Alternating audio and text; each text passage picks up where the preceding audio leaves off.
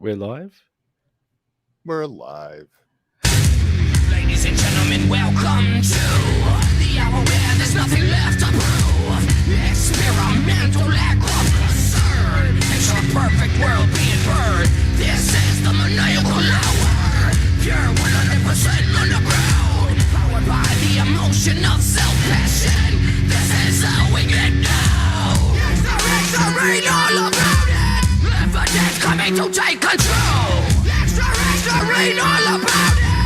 Evidence coming to take control. Lock and load, steal souls and watch it explode. Dispatch the death squad and watch it go. Serial killers, cadavers, murderous psychos. As the hour goes, it takes the time. Expires as we live, dead, revitalized. Surprised by the high with red still in our eyes. The pleasure is all ours to give you the power. This is the maniacal hour.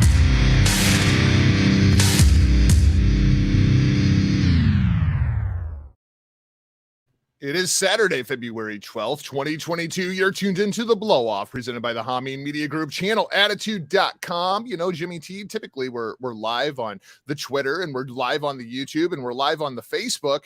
No Facebook this week. Facebook has me temporarily blocked from going live. I noticed something weird with Uncaged last night too. So evidently there's something going on with StreamYard and Facebook, but hopefully you can find us over at the Twitterverse. You can find us over on YouTube. Jimmy T, welcome back to your show, man. This kind of threw me for a loop. I'm sitting here trying to figure this out.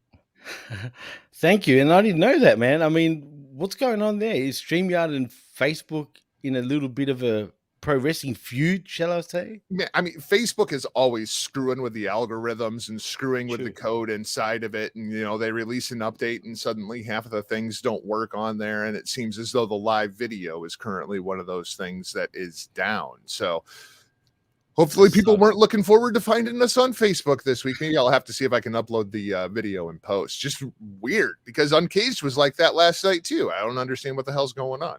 So we weren't actually on Facebook for Uncaged? No, we were on Wow. the Twitter, but Yeah.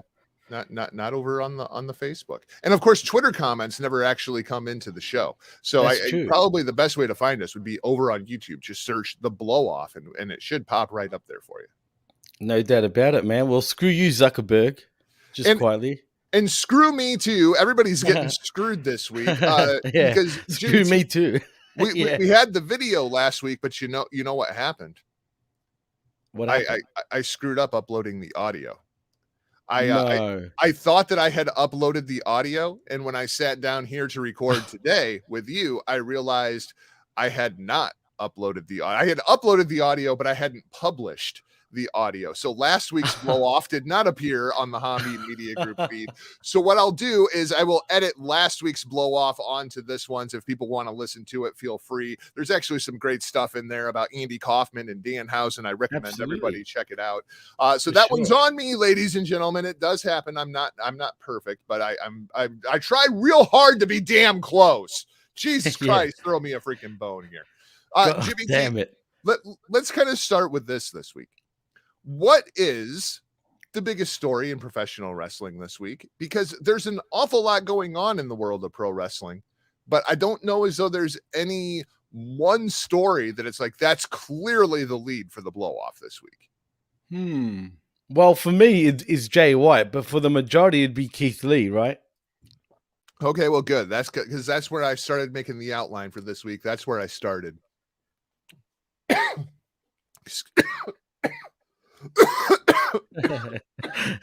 Meanwhile, while Jago has a little coughing fit, are you all right, dude? Energy drink. Ugh, Wrong pipe. You know that kills you, man. Stay away from the energy drinks, bro.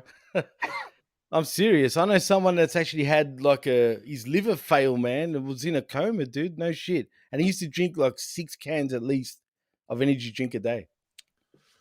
Whoo. Totally down the wrong pipe. Woo. Oh, God. Where were we? We are just off to a bang up start this week. Holy crap. Oh, shit. So he's great. We had 3 announcements this week of free agents kind of going to other companies. Let's start with Keith Lee. Keith Lee shows up on AEW Dynamite, and Isaiah Cassidy takes every possible bump that he ever could for him. What did you think of the Keith Lee debut? Because I didn't think it was good. All right. Hang on. Look, for me, I was excited, right? And maybe that sort of tainted my sort of view of the match, right? Because I was just happy to see Keith Lee, man. Like so it was kind of a daze for me. So to me, everything that I saw was just great. But in saying that, there's a lot of people in the IWC that claim he's actually fatter than ever, right? I mean, I don't think he's that much different from his NXT days, say. But then again, if you look at him when he first debuted in WWE on NXT, he did come across a lot smaller, but still big, but smaller. And they're also saying that he doesn't move around. He's not as agile as he was. But I don't know, dude. He's still done a few good moves in that match for a big guy. That's impressive. I am one of those guys. I thought Keith Lee looked out of shape. I thought Keith Lee looked rusty in the ring. I thought Isaiah Cassidy made him look freaking great. Oh, like, he I mean, definitely that dude is a bump machine. It's Yeah. crazy. But especially the way that he was sweating at the end of that thing, I was just like, damn, bro, you okay? We know Keith Lee went through a hell of a bout of COVID. We know that. We also know that he hasn't been working, on a regular basis for at least the last 90 days. But the thing that alarms me is this has always kind of been the rip on Keith Lee. Like, bro, if you would just take care of yourself and really sit down and focus and be like both feet in, I think he could do great things. I think he's a hell of a talent, but there are just too many exclamation points and warning signals when it comes to Keith Lee for me. I'm not sure I like this signing. I don't feel like they needed Keith Lee on that roster right now. And it really hit me as I was watching Rampage, and they went to Ricky Starks, and Ricky Starks is cutting a little promo there at the announce desk, and Powerhouse Hobbs is standing behind him. Yeah. And I was like, we already had a Keith Lee. Like, we didn't need Keith Lee. We don't need to rehabilitate Keith Lee. We don't need to put up with the drama backstage that comes with Keith Lee. We already had Powerhouse Hobbs. All you had to do was push him like he was Keith Lee. Right. Oh, I agree. I mean, that's why I was saying last week that if I was to build the company with someone other than MJF, because that's the easiest thing to choose, it would have been Powerhouse Hobbs for me, right? But in saying that they are similar, although Keith Lee does do sort of more cruiserweight sort of moves compared to like. But do we need that inside of AEW? That's no, we don't. Right. I mean, in a WWE context, seeing a man the size of Keith Lee do the things that Keith Lee does is breathtaking, even on the independent scene, right? No doubt. But on AEW TV, we have 50 guys that are doing that. True. Like, no, right. I feel like I want Keith Lee to be a big man inside of AEW. I don't need him doing all that shit. Like, just go wrestle like the big dude that you are and just be a monster. Like, if you're Keith Lee, why would you ever leave your feet against somebody like Isaiah Cassidy? You know what I mean? I agree, like 100%. I mean, he does need to slow down, but in saying that, man, when he does those high risk moves, for a big guy, he's so smooth, man. You know what I mean? I don't think there's any other big guy other than maybe Bam Bam, who was ahead of his time, Bam Bam Bigelow, who was doing those, similar moves, not quite what Keith Lee does, but, he done cartwheels, he done moonsaults from the top rope. I mean, for a big guy, there was no one like him, really. I can think of a guy like him, and I wish that he would wrestle more like this guy. His name is Brock Lesnar.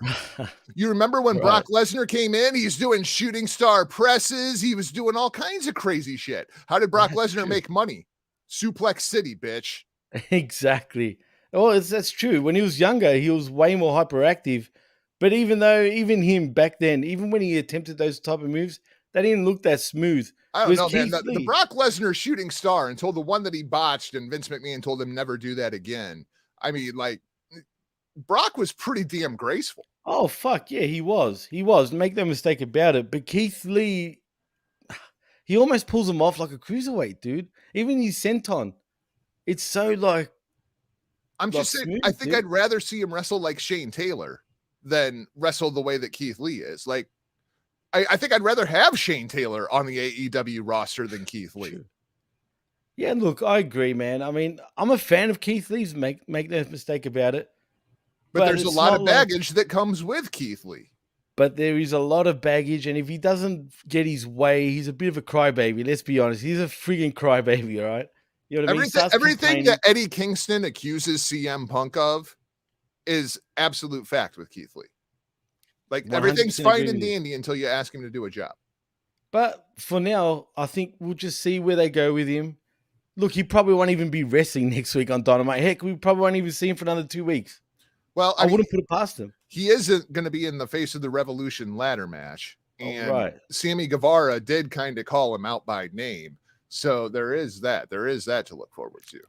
Oh, man. If they do end up having a little sort of program, I just think Keith Lee would absolutely annihilate him. That's how they're going to book him anyway, in my opinion. If they don't, then what was the point? Yeah. I that's kind of where I'm at with it. Like, what was the point? Like, I just feel like there's so many other people that I would rather see in AEW right now. And one of them showed up, Switchblade Jay White. And what's Switchblade Jay White doing? Throwing people into trailers and beating up Trent Beretta. I would much rather have Keith Lee doing that and have Switchblade Jay White in the Face of the Revolution ladder match. But, maybe that's just me. By all accounts, Switchblade Jay White was secured on Sunday to come in on Wednesday night because Tony Khan realized the forbidden door term was getting used way too loosely, and signing a free agent is not the forbidden door. No. So he brings in Switchblade Jay White and does basically nothing with him. I think I would have rather waited and done something proper with Switchblade Jay White. What do you make of this entire situation with the Switchblade? I'm happy that Switchblade's there, but already I'm like, I'm not sure I like this. You're right. I mean, again, I was just excited to see him first appear on Dynamite. I was like, damn, right? And then Rampage comes along, and again, I was excited to see him be in the ring. But Trent Beretta? But Trent Beretta, why? I mean, I know why. The New Japan fan in us, I know why. We can go down this rabbit hole. Absolutely. But when I say why, though, what I basically mean is, why put him so low on the card when you could just elevate this guy straight off the bat? He could challenge for the AEW. Man, he should have gone after Hangman, really, right? And then got on the mic and then done his thing, man. And then we're off to the races with Jay White. For whatever reason, that's weak. You don't book Jay White like that, man. You don't make him just look like a... Why would he go for a weak guy, man? I kind of feel like this is the Tony Khan way, though, man. Like, who is the big name free agent that they brought in and pushed immediately to the top of the card? Nobody. True. I mean, other than the guys that signed up originally, like Jericho. Everybody that's come into the company since the company started, for about the first 6 months or so, we scream, what are you doing with this guy? Adam Cole has been that way, and now it finally seems as though we're figuring it out. CM Punk, when he came in, debuts against Darby Allin, another babyface, and all of us are kind of sitting around and scratching our heads going, what are you doing? You bring in Bryan Danielson and you have him go through all of the Dark Order rather than putting him into a title program. Like, as you look through the history, all the big name signings that they're bringing in, Miro, right? And where the fuck is Miro? Well, my understanding is Miro is off making a movie right now. Oh, okay, I didn't know that. So Miro kind of gets a little bit of a pass, but literally everybody they bring into the company, it's like it takes Tony Khan 6 months to figure out what the hell to do with the person. And when you have somebody on loan from New Japan Pro Wrestling, you don't have 6 months. He's going to be gone in 6 months. Absolutely. Spot on, man. And this is where I'm confused. they signed. I guess the rumors are true. They've got such a big talent pool now, right, to pick from. Right, I don't know if you saw in the dirt sheets what Hikaru Shida said, dude. No, Did I you guess see I what, didn't. dude? She pretty much says that she's struggling to sort of get AEW in today's sort of climax, especially for the Japanese women. She feels like they're like have to claw their way up. They're not getting the same sort of opportunities that others are getting because AEW is changing every week. You know what I mean? So there's no consistency. Basically, is what she's saying, which surprises me. She was just AEW World Champion not long ago. I was But gonna in say saying that, of all the Asian talent that they've had right? over there, I don't think that she's necessarily the one that should be complaining about the way that the women are being booked. But I mean, like that seems like a whole different issue. Right. Well, to be fair, I mean, where has she been lately? Well, she's in Right. Japan. Like Oh, is she? she's actually working a match for Tokyo Joshi. Well, then what the hell is she complaining about? Yeah, right. I mean, because Serena What the hell? Deeb, like inside of the storyline, Serena Deeb took her out.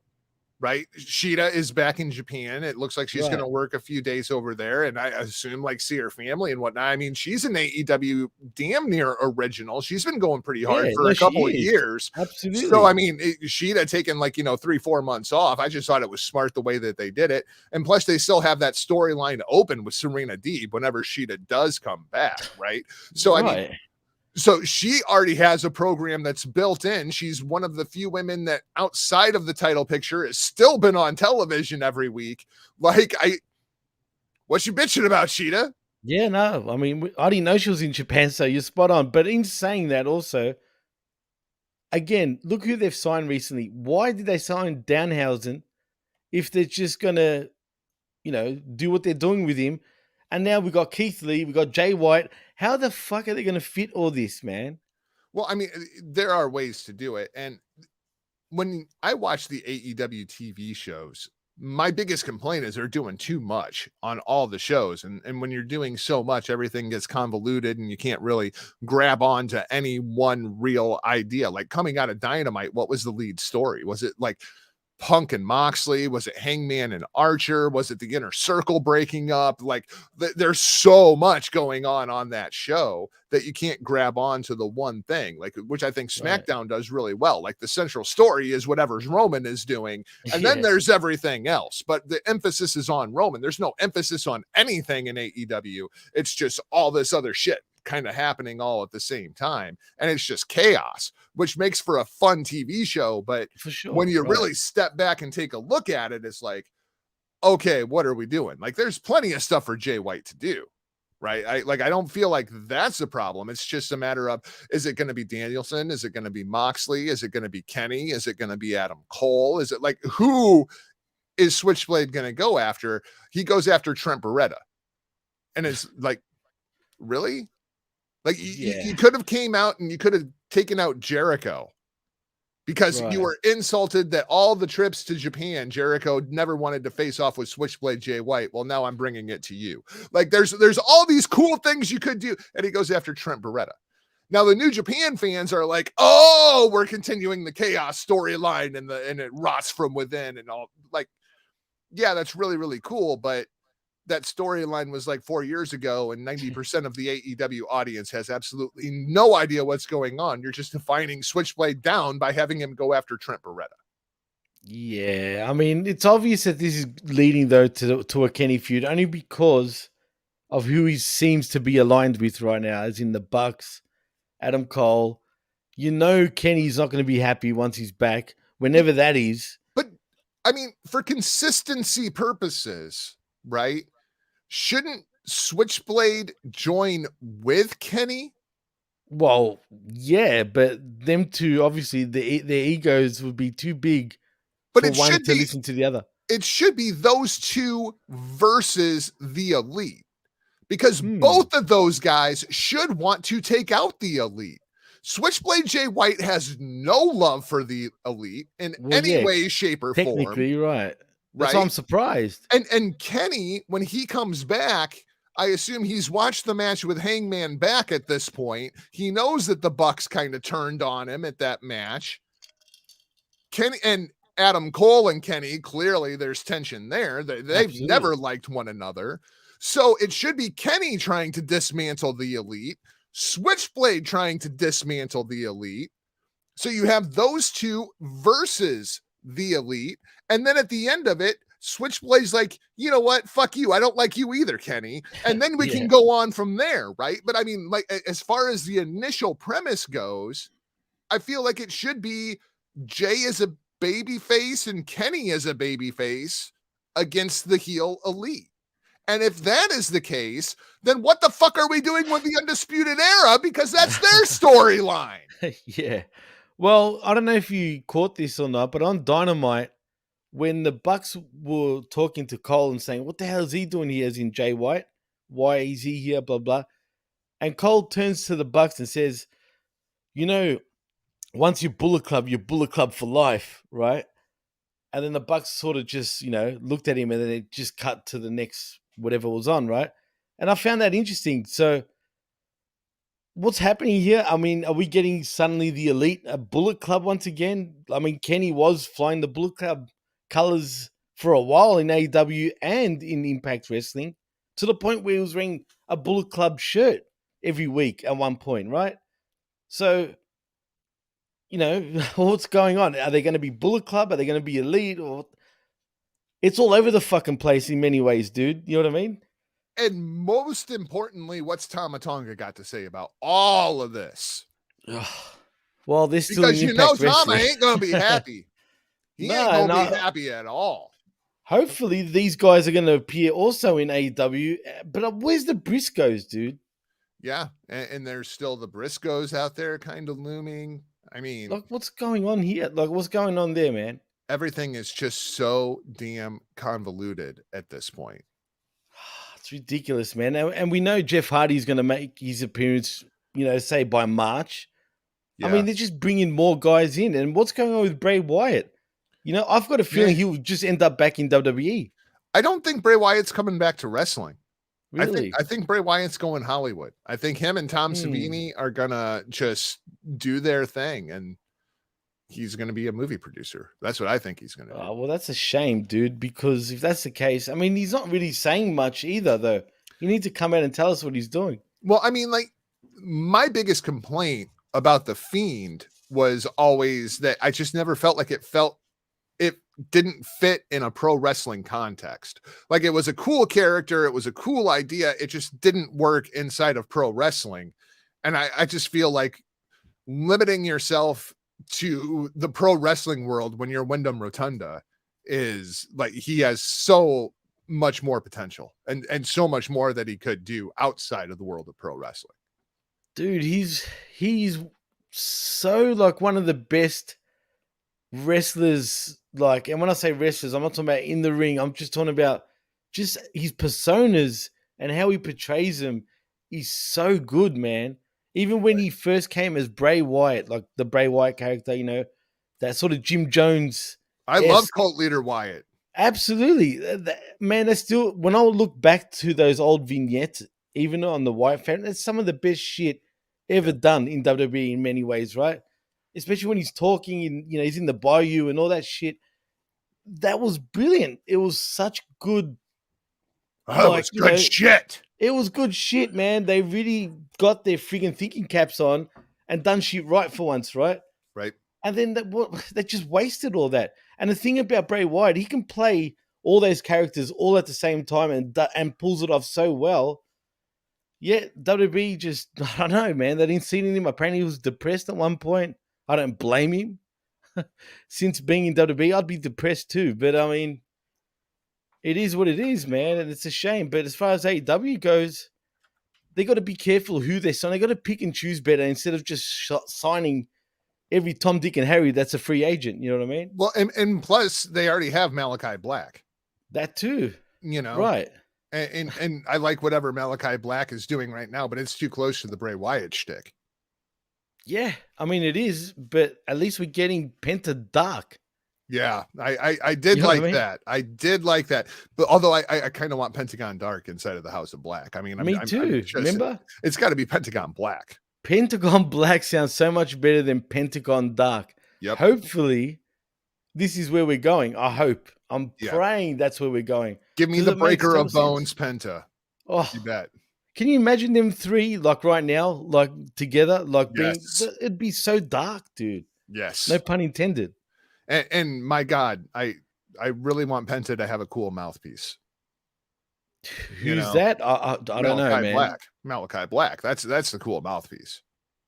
Well, yeah. I mean, yeah, if he's going to be talking for Penta, like straight off the bat, and Penta's not saying a word, not And even speaking in just Spanish. standing there looking ominous. Like even do Right. away with the whole Cerro Mero thing. Nah. Like just like stop it because it's so overdone. Just be the Breaker of Bones Pentagon. That's It, what I man. want. Even if he changes like his like shtick, like instead of Zero Miedo, like say, Zero Muerta or something like that. You know what I'm saying? Like he doesn't die. You know what I mean? He Yeah, is death. there's way too many cool things you could be doing with Penta, and they haven't done any of them. Let's talk about Hangman. Hangman versus Lance Archer was the main event of AEW Dynamite, and it was a bloodbath. I mean, it was a bloody freaking mess. Are they doing too much of that? Yes, way too much. And even though, and look at us, right? We sound so ungrateful, right? This is what we wanted, right? We wanted like an Attitude Era-esque professional wrestling company that's TV 14, right? And here we are, we're getting it finally, right? Whereas WWE still PG, apparently, right? But the thing is, they just overdo it, man. It's just too much. It's too Like, much. seriously, they so overdo it, man. We get blood practically every week. Yeah, I mean, in a vacuum, like I think I like all of the matches where this is happening. For sure. But when you run so many of them in close congruence to each other, it just devalues it, and you kind of lose the shock and awe effect. And at a certain point, it's gonna go too far in one direction. And we want AEW to succeed. We want them to be able to continue to grow the audience. We want them to continue to get better, bigger sponsors and more money from TNT, TBS. Like, we don't want to see it get screwed up just because they went too far in that extreme direction. Like, there's a reason ECW never caught on. Thank you. I was just going to say, but you know what's funny, Jago? Not even ECW was this consistently, right, week in my opinion, week out. Right, it's true, man. Yep. And AEW, man, I mean, shit. What is it? All Extreme Wrestling suddenly, right? I mean, shit. What did you make of the matchup between Hangman and Lance? Look, it was a good match, right? But there was just a lot of stupidity in this match. The fans weren't feeling it, right? And credit to Lance Archer, because at least he tried to get heat. Like, he would play up with the fans. Whereas Hangman, Lance and this is the problem. Right, he's good, and he did. He managed to get heat back on himself. Whereas Hangman doesn't actually know how to play up with the fans, I feel, man. He doesn't know when to actually play to the fans and when not to, and how to actually sort of make the fans feel sympathy for him. He just doesn't know how to do it, man. And I don't know if that's because he just doesn't understand the psychology of things. But it's clear he doesn't get it, man. And you know what else is funny? He looks, I don't want to say worried, but he looks like his head's not in it, man, right now, in many ways too, man. And maybe it's because of his booking. One of the biggest problems of AEW for me, like if let's say, just for the sake of argument, you're now the general manager of AEW Dynamite. And right. I am the general manager of AEW Rampage. Yeah. And they're going to be two separate shows. It's going to be Raw and SmackDown. We're going to have two completely separate rosters, right? And this is going to go on for the next year. At what point do you take Hangman Adam Page, the AEW World Heavyweight Champion? Shit. Because I'm guessing it's probably about the 7th or 8th round. Damn, I might even say maybe the 9th or 10th round, bro. Right? That's the problem. I He mean, does shit. not feel like the world champion. He's not the biggest thing on the show. The show is not built around him. The title reign has not went well. I mean, people are more into the CM Punk MJF thing. There's so much going on the show that's better than what is going on with Hangman Adam Page in the AEW championship. We said it was a mistake at the time when Hangman won the title, and this is exactly what I was afraid of, that he's not at that level. And I think he could be, but Hangman's still really young, and he just does not present as a world champion at this point in his career. He just doesn't. You're right, man. You know what I want to see? I want to see an outlaw, not a cowboy, bro. Right. You know what I'm saying? I want him to go back to his original Hangman sort of character, you know, with the noose and he'd wear the bandana. He was an outlaw. Not the fringe on a cowboy shirt and your cowboy boots. And what the fuck is that shit? What is he, Dustin Rhodes back in WCW? The natural? Kinda. The natural Adam Page? That's kind of how it feels, yeah. I mean, like, that's a really good comparison at this point. I mean, seriously. It's ridiculous, man. And look, it's not totally his fault. A lot of the blame has to go to AEW too for this because, like you said, WWE know how to build around one, you know, sort of guy and also one storyline, right? You know, everything is built for that. They do it with Roman, but see, this is where AEW, I think, need to actually start doing more. Emphasize the AEW World Championship, man. Okay, while that's true, I didn't feel that way when Jericho had the title. I didn't feel that way when Moxley had the title. I didn't feel that way when Kenny had the title. So how much can I put on AEW and how much of it's on Hangman? Because it's only when Hangman's had the title that I feel this way. Yeah, and I mean, like I said, it's not. He's got a lot to play as well, and yeah, man. And we were even saying it before he won the friggin' AEW championship that he shouldn't win the AEW championship. He's Tommy Dreamer. Right? Even Tommy Dreamer knew how to friggin' get that you know that feel sorry type of hit from the fans, dude, where they all went behind him. You know, that sympathy. Dreamer has said that the worst thing that ever happened to him was winning the ECW championship. He never should have won that belt.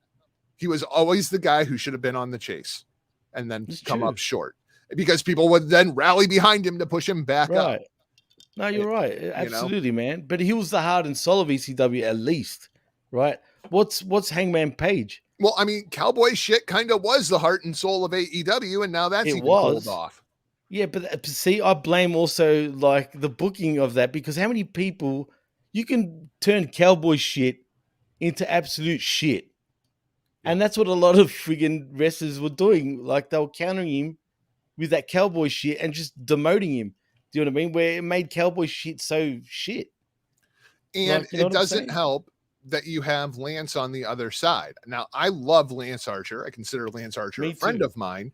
He's an awesome person, man. I've had a lot of conversations with him too, man. He's great. But he has not been presented as a contender for the AEW championship inside of the booking during his tenure inside of AEW, and nobody gave him a chance of winning this match. Right. And then you go out there and you have this crazy bloodbath and Hangman wins in the end. And it's just like, did we really need the crazy bloodbath? Like, was that necessary? Because we got to the result that everybody knew that we were going for to begin with. What's that? That's what's sad. But get this, Jago. You know what's even sadder? Did you realize the stipulations for this match? What, that it was a Texas death match? Right, but there's only 2 ways you could win the match. Oh, I guess I didn't realize that. Submission and what's it called? And pinfall, right?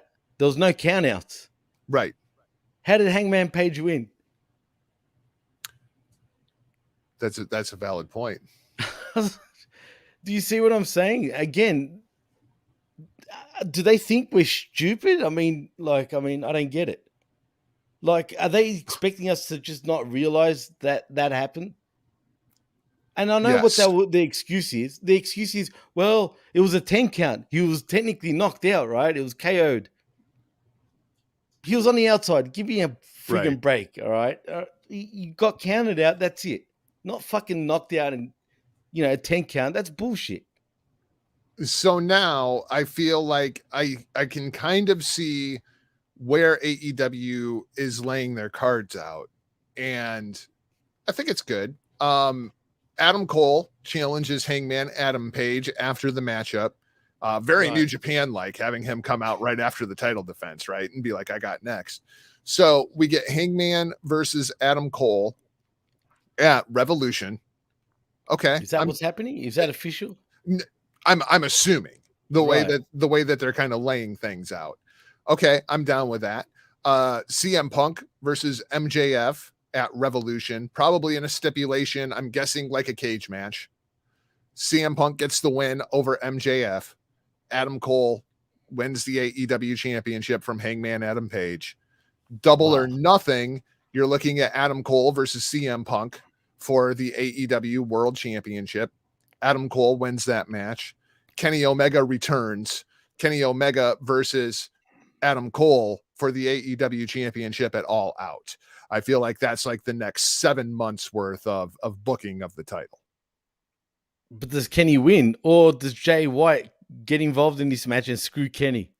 I mean, it all depends on how much you're going to have Switchblade at your availability and how long he's going to be around. Because, I mean, from what I'm hearing, Kenny probably, like, he may not be back like full time until until like the summer. So right. I mean, I'm hearing August, dude. Right. So I mean, I'm looking at All Out for the Adam Cole Kenny Omega match. Are we going to have Switchblade around through September? Right. Then if they don't do the Kenny Jay White program, they're going to miss out on money here, right? I mean, seriously, unless New Japan are the ones that really want that little thing to be going on, it could be that. We don't know, right? That's true. And I'm cool with that. I'll be happy to see that over there. But man, I hope Jay White, I don't know how long this loan period is. The way things are going in Japan, are these guys even going to be able to get back to Japan? Like, I don't understand how some other guys can, but he can't. Well, Jay is stuck in the States right now. Right. Because Jay is working on his like full-time American visa to like actually move to the States, and he cannot leave the country until that process is done. But all of those agencies are moving at turtle pace because of COVID, and they're working with like bare bones crew. And so like he can't leave the country right now, even if he could get into Japan. Okay. So that's basically the problem. Yeah. He's basically stuck here for the time being. So essentially, we don't know how long he probably would be in AEW for. It could be 6 months, could be a year even. But I mean, he's also doing New Japan Strong, and right. that's the priority. That won't be an issue. Right? Yeah. I mean, what's working two nights a week, dude? That's no. And New Japan Strong is taped, and so there's tons of different ways. But I don't know how much he's going to be around. That's what I'm saying. Well, you think the way Tony Khan pretty much bragged about this shit, it feels like he's going to come across like pretty long term for the short term, if that makes sense. Like, I hope he's there for at least 6 to 8 months at the very least. Well, I mean, I think Tony Khan ideally would like to sign Switchblade Jay White away from New Japan full time. But I mean, let's not put the cart in front of the horse when it comes to that either. But, I mean, if the longer Jay being stuck here, the more sense that makes for Jay. Oh, no doubt about it. But didn't he just sign a new contract with New Japan? Yeah. Yeah. So, and how long? And now they're giving out multi-year contracts too. Right. Like 3 and 5 year deals. Right. So. And for forever, they're only giving 1 year contracts to absolutely everybody on the roster. Well, and he is a product of the New Japan dojo. He came up through the system. Like, he is pretty loyal to New Japan. I don't think that Jay wants to go anywhere except maybe home, and he can't do that right now. So just kind of the way things have worked out. Heck, I don't think he's interested in even going back to New Zealand, dude. He didn't even start wrestling in New Zealand. That's what's funny. He's literally a New Japan product. Yeah.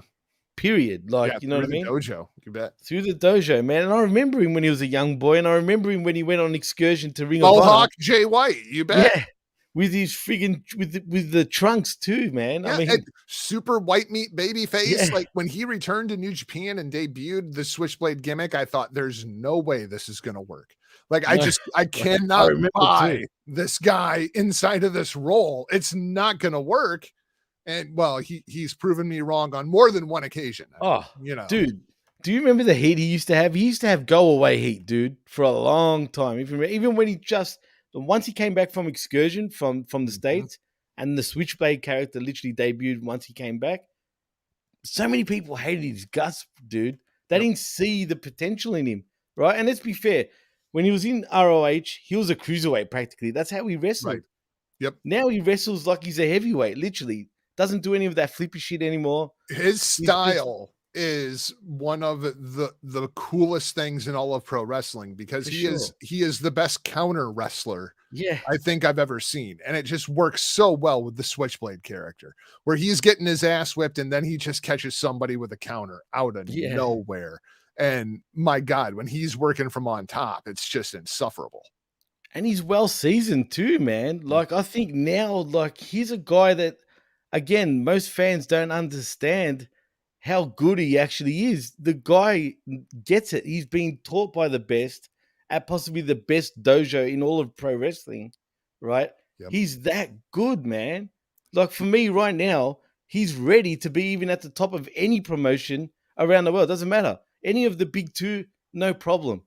Yeah. He has that credibility. And there's the fact that he single-handedly sold out Madison Square Garden. And that too. Right. I can't believe he's been bragging about that for 3 years. For 3 years, he's been bragging about that. It was 3 years ago yesterday, he won the IWGP championship. Well, man, let's be honest, then he lost it a month and a half later to Kazuchika Okada in the main event of Madison Square Garden. But he single-handedly sold it out. Yeah, he single-handedly sold it out. I mean, I'm sure Kenny and the Bucks had nothing to do with it, but it was definitely Jay White. It was Jay White all the way. Yeah, Jay White was clearly always planned for that spot. Always. It wasn't that they just wanted a Gaijin against Kazuchika Okada in the main event of Madison Square Garden. It wasn't that the plan was supposed to be Kenny Omega versus Kazuchika Okada at Madison Square Garden. It was all Switchblade. All Switchblade. It was all Switchblade. Love Jay. He is just great. Hey, that's heel for you, dude. That's heel heat. He gets it, bro.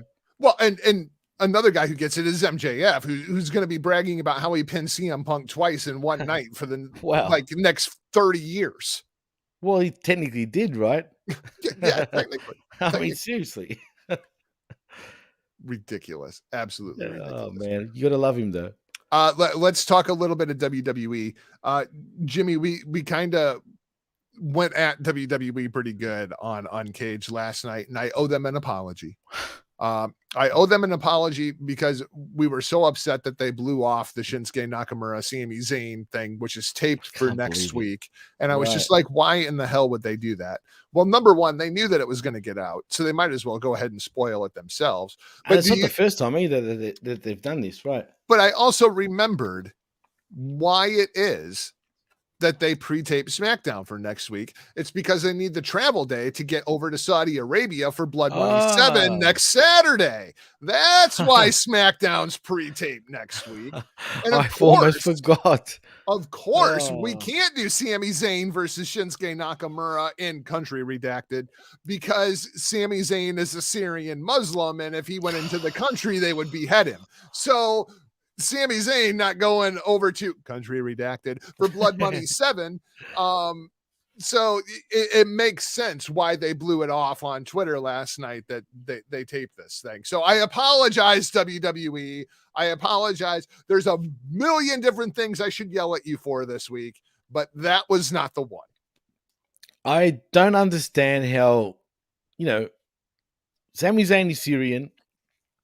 The Country Redacted, which I won't mention here, aren't they both Arabs? Well, yeah, but they hate each other.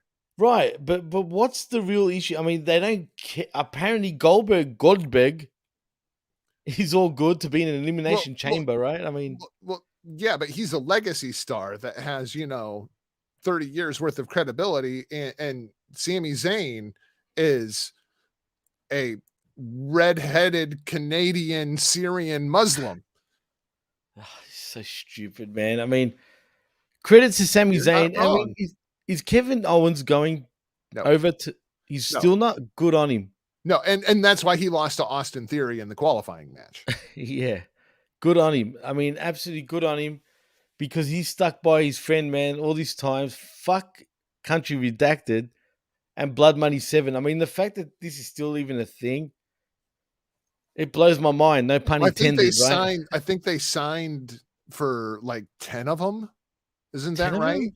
I thought it was 8 of them or something like that, wasn't it? Oh, for some reason I was thinking it was a 10 show deal.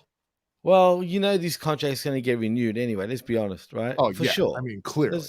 They're going to demand for WrestleMania sooner or later. And I'm not talking about Super WrestleMania like on the Super NES back in the day, right? I'm talking about Super WrestleMania like you know, the greatest Royal Rumble in history or the biggest, whatever the greatest WrestleMania. And yeah. And it's going to be a 6-hour extravaganza in Country Redacted, which means that it starts at 6 a.m. on a Saturday morning here in the United States. And no, you can't go because you don't live in Country Redacted and you're not being told by the government to show up at this show. Right. And I bet we have the Kajalgi Invitational at the greatest WrestleMania event in Country Redacted. There you go. And Goldberg will win it because Crown Prince bin Salman, for one reason or another, loves him some Goldberg. I don't understand it. I don't. Goldberg. There's going to be, and Goldberg's not the only Jew that's going to be there, because on the other side of the ring is going to be Paul Heyman as he accompanies Roman Reigns, the match for the championship of the universe. The universe, right? Roman Reigns is just gonna he gonna smash Goldberg, right?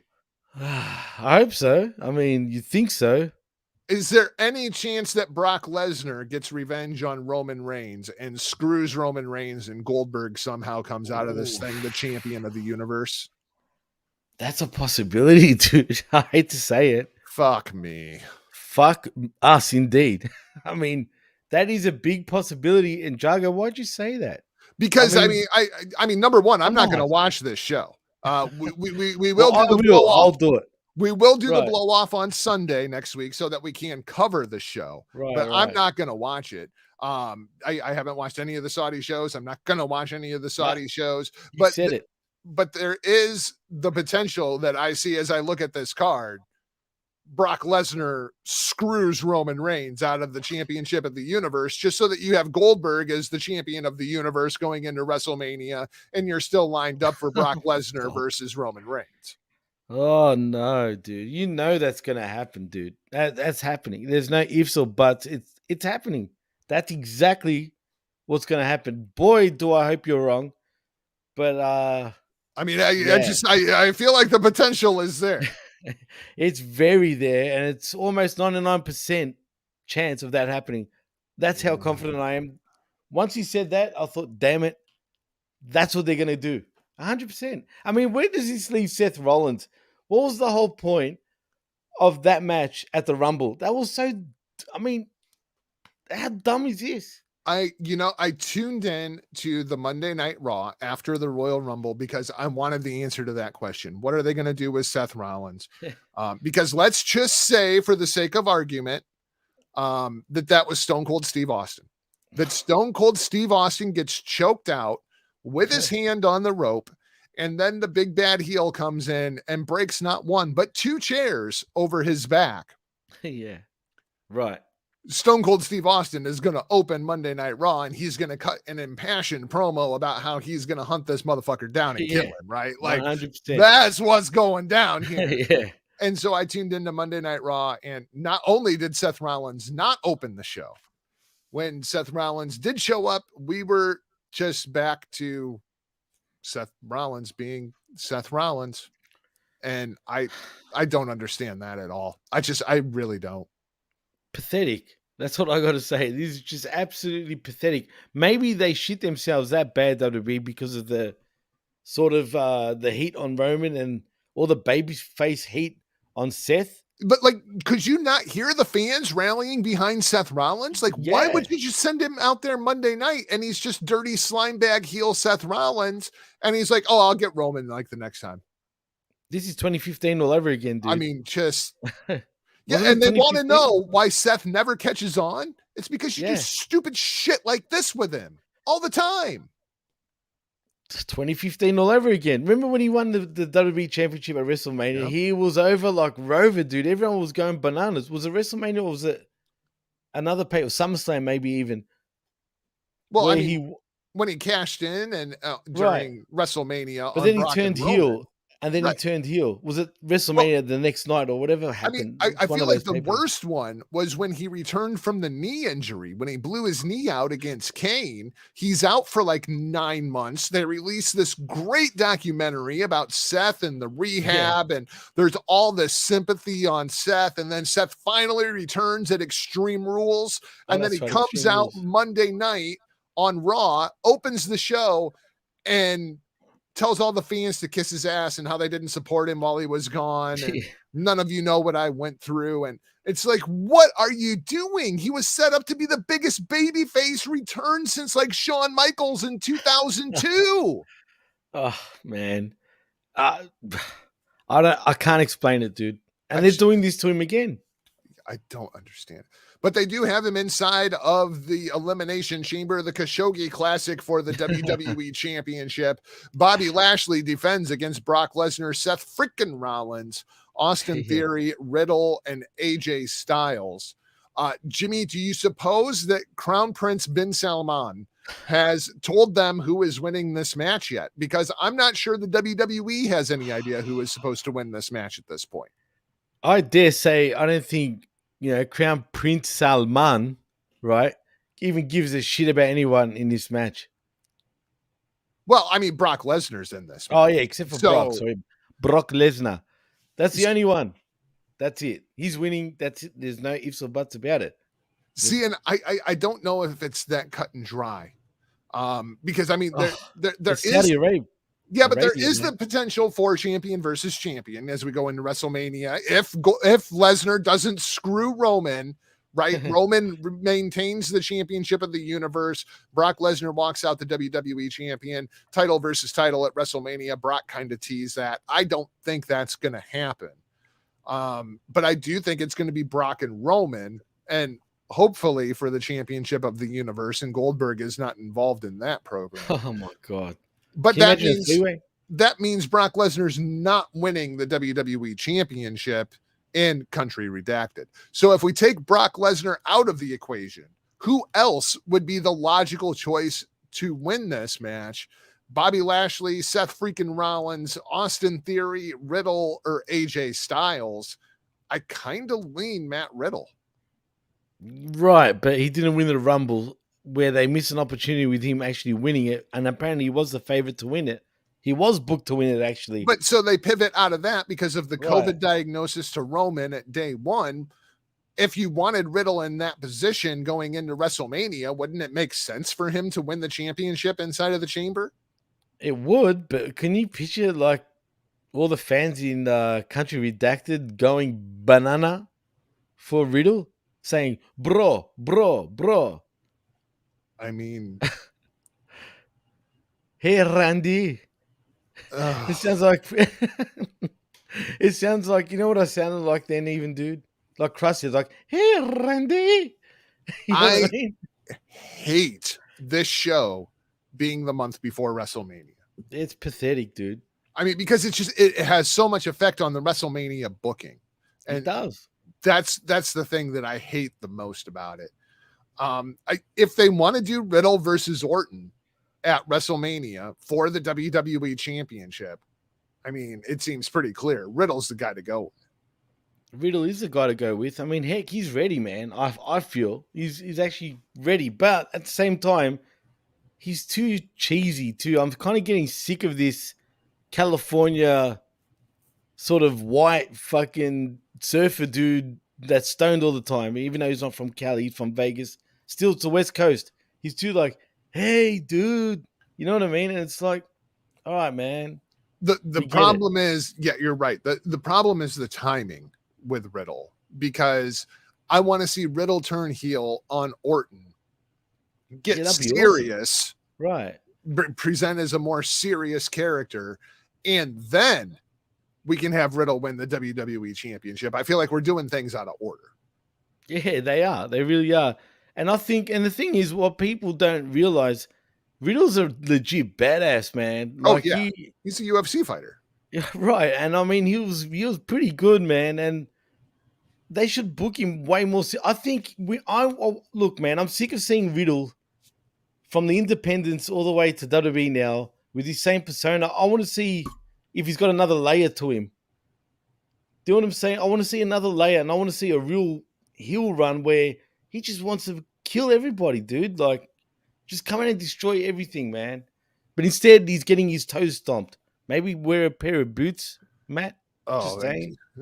I hate the dirty hippie walking around in sandals thing. I absolutely hate it. Absolutely hate it. And I hate the freaking bird graphic too, man. Like, seriously, it's so corny, man. Any case for Seth freaking Rollins to win this match? I can't think of one. Logically, he should, right? But no, he's not winning. I mean, I feel like we're going towards Seth Rollins and Kevin Owens at WrestleMania again. And I don't like running it back that soon.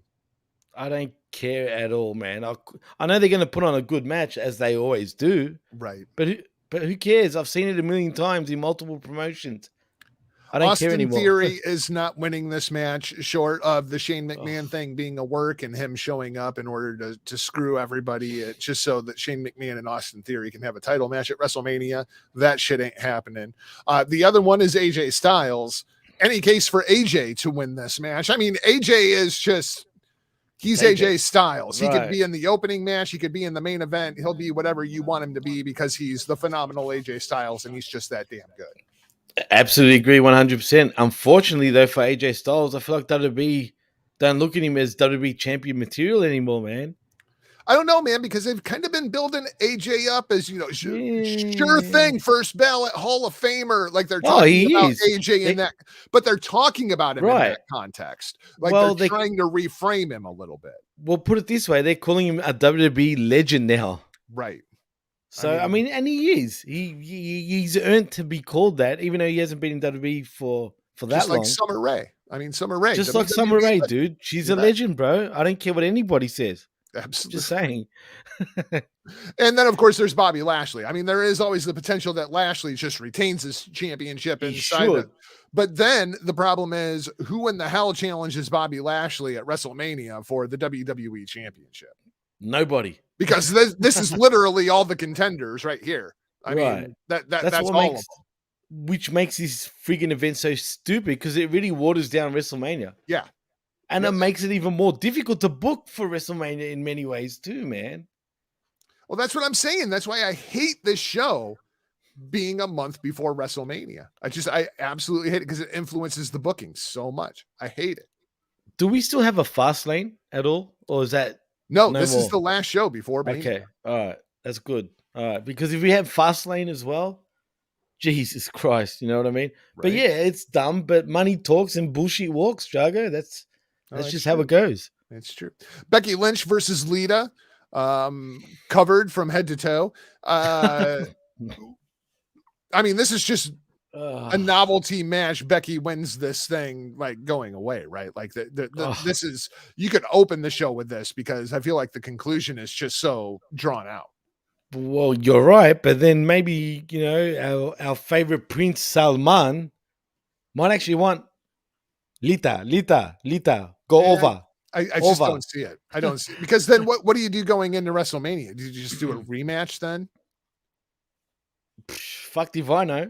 I mean, because I asked because I feel like the Elimination Chamber women's match, Liv Morgan, Rhea Ripley, Bianca Belair, Doudrop, Nikki ASH, and my personal pick to win the match to be announced. I feel like the winner of that match just goes on to face Becky at WrestleMania. Like that's just kind of how it goes. I mean, maybe. I mean, it'll be interesting just to see him covered from neck down. I don't think. I just These It's shows make crazy. me really uncomfortable. As we look at the women's chamber, who is the favorite? I mean, Bianca has to be the favorite to win this thing, unless you go with to be announced. To be announced. Who is to be announced? Is it Bailey? Is it Asuka? Oh, no. Is it Io? Is it like who is to be announced? Preferably I'd want Io, but I think it would be Bailey. You think it'll be Bailey? Yeah. So it's about that time. Bailey and Becky at Mania? Or do you put Bianca over? Because I feel like Bianca versus Becky is the match everybody probably wants to see the most. Do they, though? I feel like Bianca Belair's lost a bit of that sort of heat, man. Like, I don't know if the fans are as behind her as they were the year before.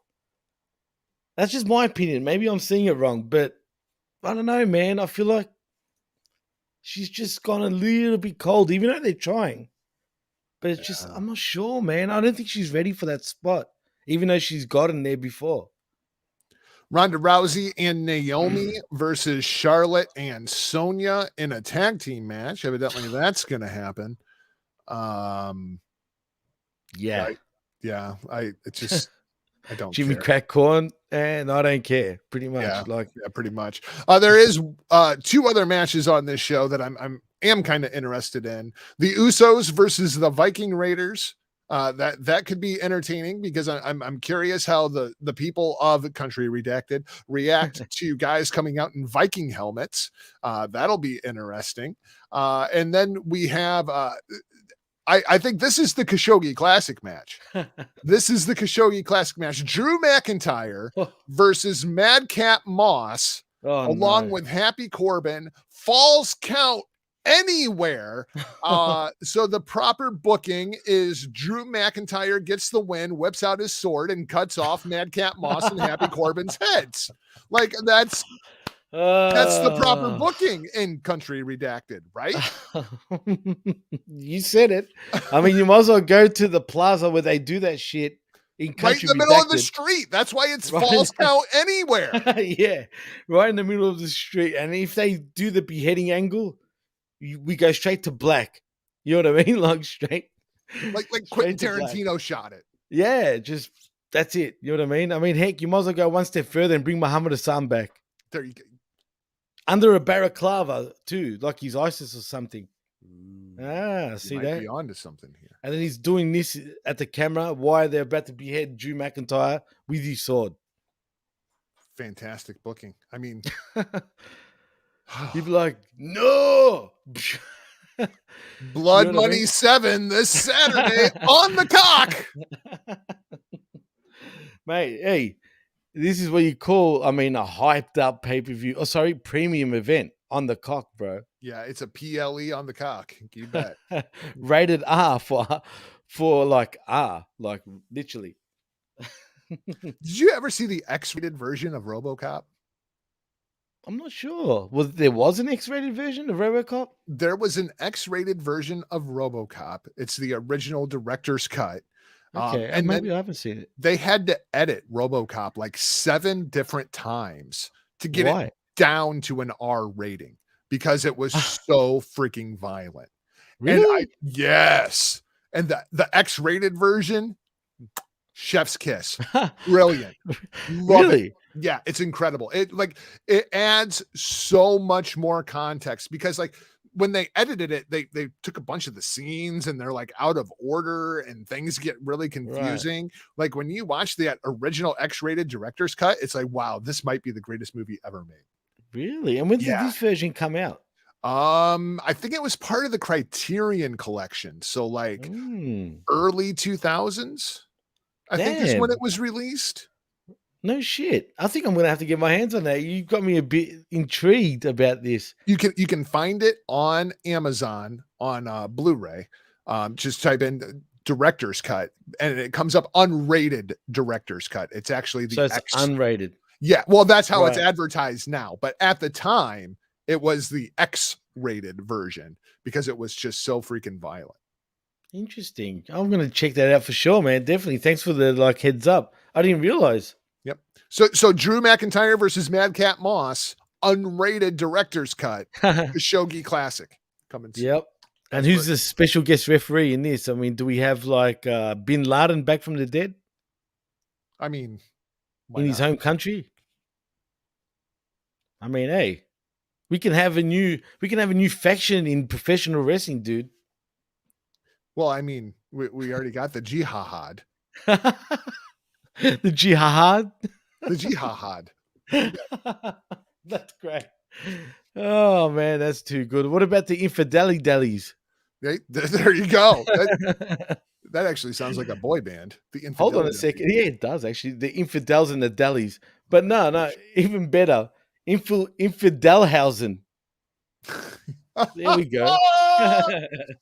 From now on, anybody that's not down with Danhausen is an Infidelhausen. And now I want to see Ben Hameen and Danhausen tag together. The Infidel. Can you imagine? Hey, dude, that's money there. Absolute, dude. Those two guys would be priceless together. The improv going back and forth with those two guys would be hilarious. Absolutely hilarious. I'm crying thinking about it, dude. I just want to say before we even go, everybody needs to check out Bin Hameen's, the commercial for the Super Bowl that he did. That is one of the funniest fucking things. I hope people because some people might get offended by it, but it is totally gold, man. I mean, that is, especially at the end when he's like, shout out to the only Ayatollah that I believe in. It's the Hangman Media Group, channelattitude.com. That's where you can find me and Jimmy. That's where you can find the blow off. Just search Hangman Media Group on your favorite podcast listening device, assuming that I remember to upload the show this week. Jimmy, how do the peeps, the freaks, and the Greeks keep up with you? Well, you can keep up with me right here at the Hangman Media Group and at channelattitude.com and at markmedia.com. But also at the pwcnetwork.podbean.com, where you can find all our shows. And like we said on Uncaged, we had some technical difficulties, but we're back from now on. So, yeah, man. And also follow me at DJ MassFX and at PWC Network on Twitter. You can keep up with me across social media platforms at NotJargo, of course, michaeljargo.com. We will be back for a new episode of The Blow Off next week. We'll be on Sunday so we can cover Blood Money 7. Oh boy, I'm looking forward to that. We will talk to you then. For now, we're off like a prom dress. See ya.